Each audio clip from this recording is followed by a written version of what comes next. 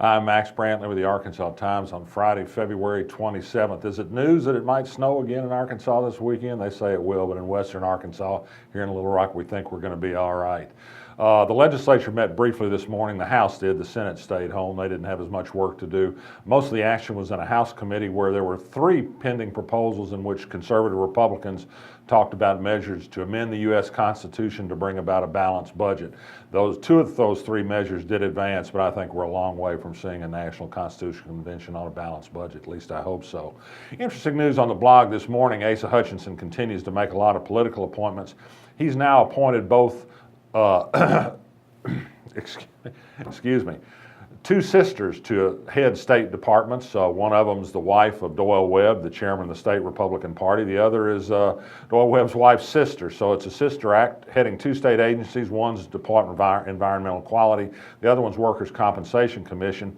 These are departments that have a tremendous amount of interest among the big corporations that provide fuel for campaign finance. I mention this only primarily because of the hypocrisy angle. Just this week, Doyle Webb thinks that Hillary Clinton is a walking conflict of interest because foreign governments give money to the Clinton Foundation to do good works around the world. Is there no conflict of interest in the Republican Party chair who elected Asa Hutchinson getting his wife and a sister-in-law appointed to state jobs? You decide. Other news in the paper this morning that I've commented on the Arkansas blog was about Bobby Roberts' plan to retire next year as director of the Central Arkansas Library System. He's been an incredible leader of that agency. It's been a dynamic agency that's built palaces of libraries around town. It's moved into the digital age. It's been a powerful mover in downtown development. We hate to see Bobby Roberts go. He's 70 years old, still got a lot of life in him. We suggest maybe he ought to run for mayor, or if nothing else, get in on the process of trying to save the Arkansas Arts Center for Little Rock. He's got a record that shows he can do that sort of thing.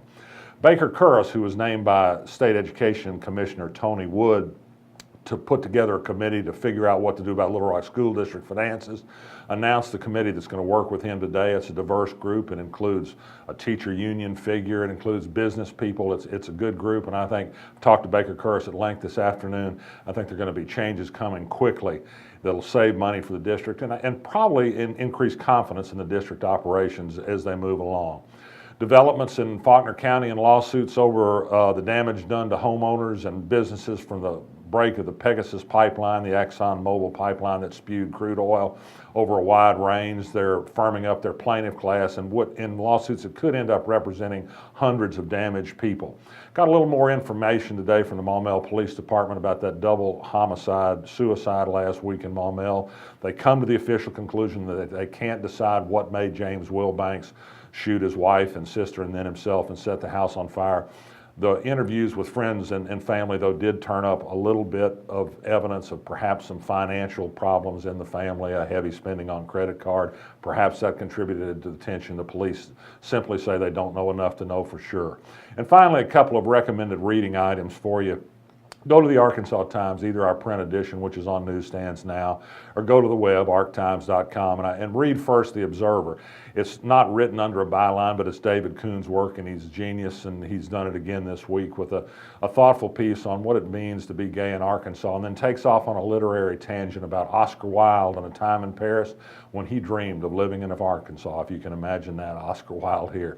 And also on a more current topic, in somewhat the same vein, our columnist Jay Barth talks about the impact of Senate Bill 202, which is the gay discrimination bill that prevents local ordinances to protect civil rights.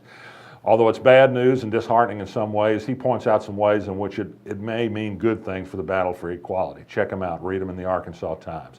I'm Max Brantley, and I'll be back next week.